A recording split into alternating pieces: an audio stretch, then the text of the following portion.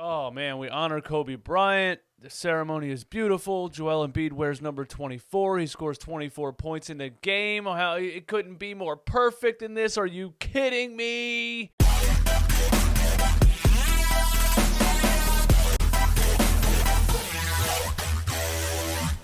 What is up, guys? DJ Eastwood here. This is the Run It Back podcast. As always, hit that subscribe button if you like talking Philly sports damn near every day. I'm on a streak of 17 videos in 17 days, and I'm just going to keep it going for you guys.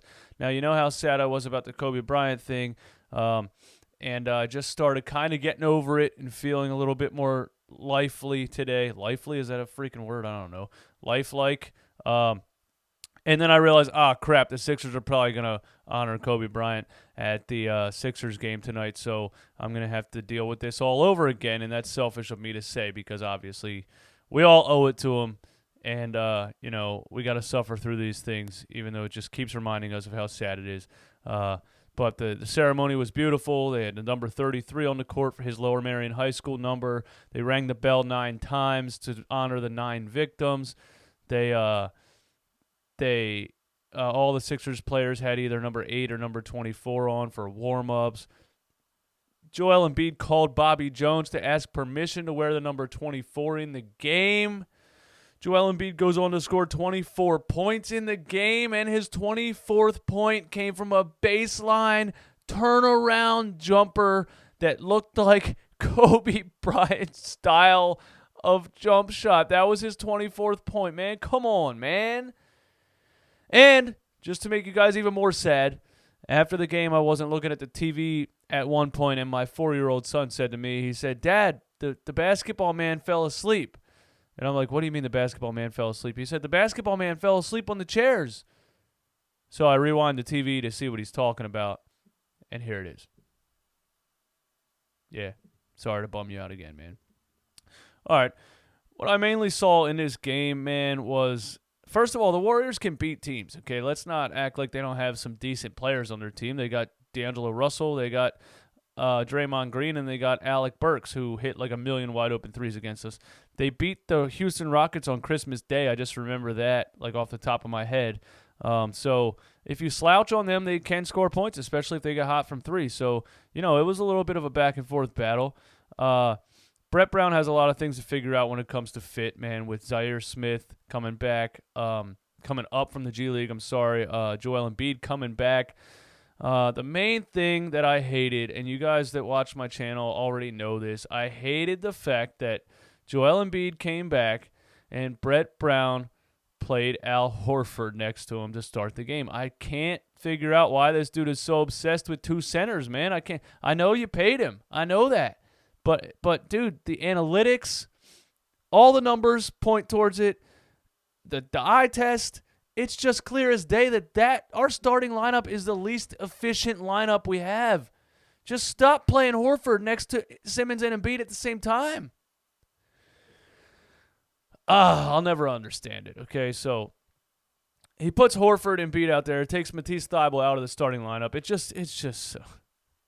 Dude, the perfect lineup is a point guard, Ben Simmons, Matisse Thybulle, Joel Embiid, and Tobias Harris. But we get this Ben Simmons, Embiid, Horford lineup again.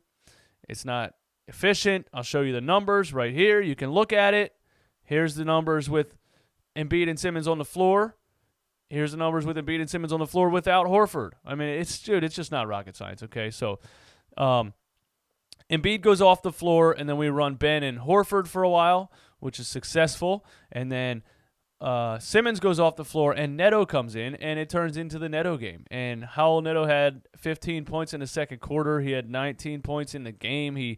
Ben Simmons sat the entire second quarter, and that's not because I was making jokes that Brett Brown fell so in love with Neto after scoring 15 points in a quarter that he's going to trade Ben Simmons, and Neto is the new starting point guard.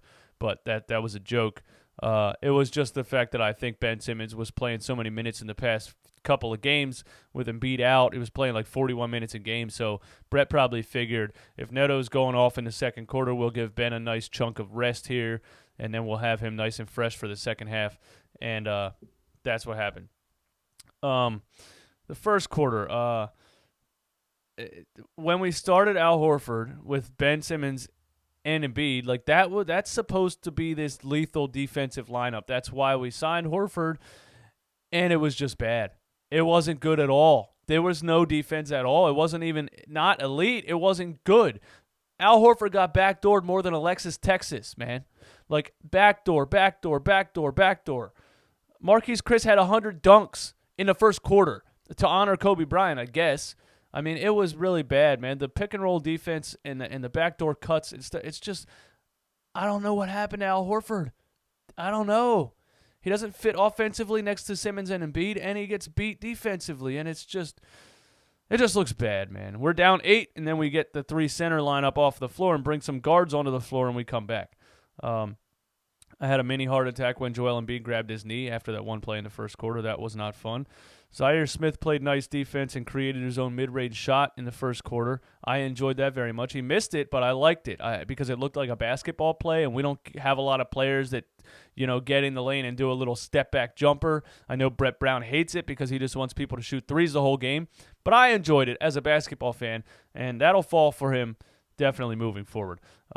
I thought D'Angelo Russell was wearing a do-rag for the first 2 quarters of the game until they zoomed in on him, so that was funny. Yeah, man, Mike Scott has no game left. I don't know what happened to him. I really don't. I feel bad for him, kind of. It's like the Monstars sucked all the talent out of him, like on Space Jam. You know what I mean? I don't know what happened to Mike Scott, but oh man.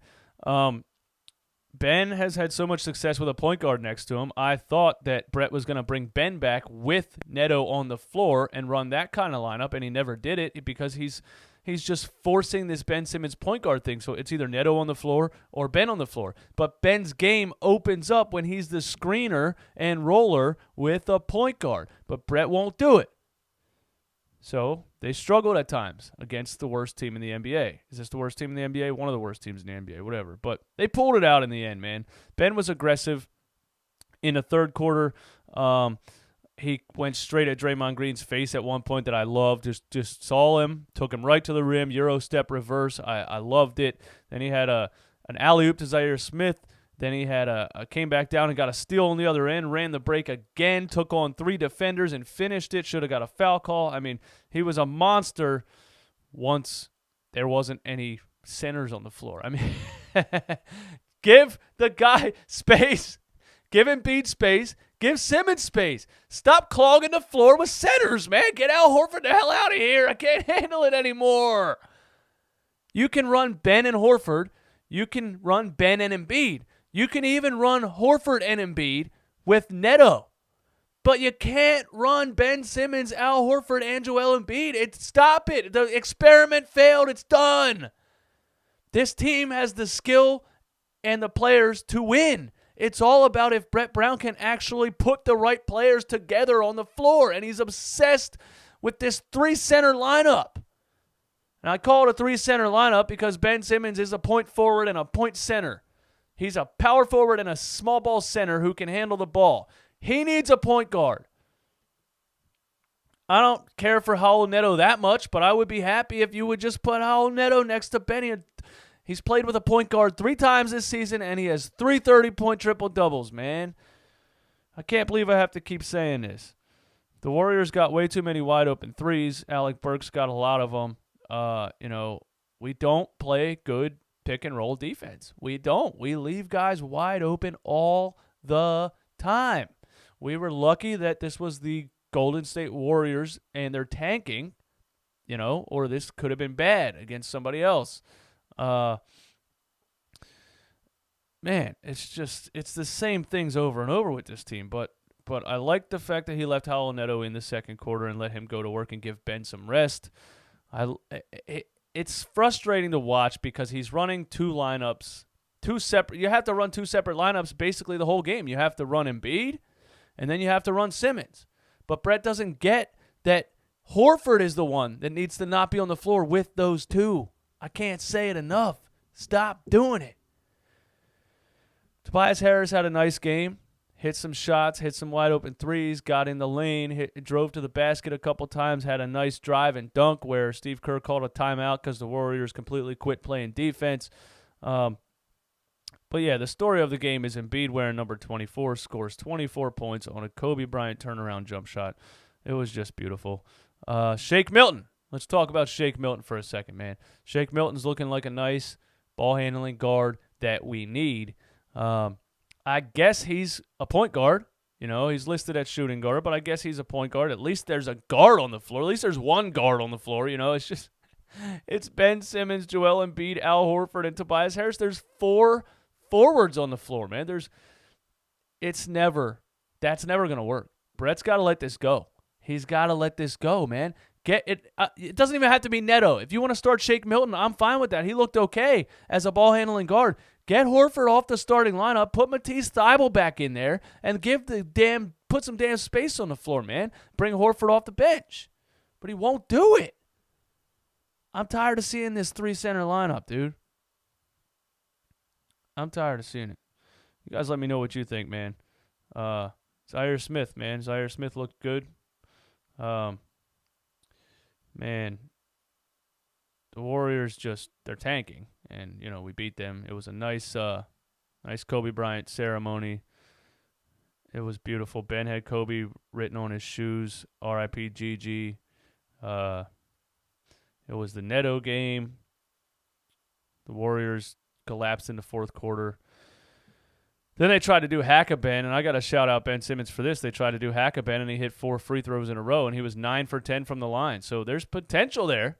This guy can make free throws. It's just the inconsistency that he needs to get over. And there was just so many fit issues in this game, but that's going to take time with Embiid coming back. And, man, I just really want him to run Neto alongside Ben Simmons and get Al Horford out of the way, man. I don't think Embiid and Simmons would be such a bad fit together if he would put other guards on the floor. Why are we surrounding Embiid and Simmons with other forwards? Another center and a power forward, man. Give me some guards, man. You guys know. Where are the guards? But, yeah, man, that's all I got for you tonight, man. I didn't expect much out of this game because the Warriors are tanking. I'm glad we won the game. Rest in peace, Kobe. Rest in peace, Gigi. Rest in peace, everybody that was on that helicopter, man. It's still going to take time. It still doesn't feel right. Basketball's not going to feel right for a while. You know what I mean? That's all I got to say, man. Thank you guys for watching. My name is DJ Eastwood. This is Run It Back. Hit that subscribe button if you like talking Philly sports every day. Peace.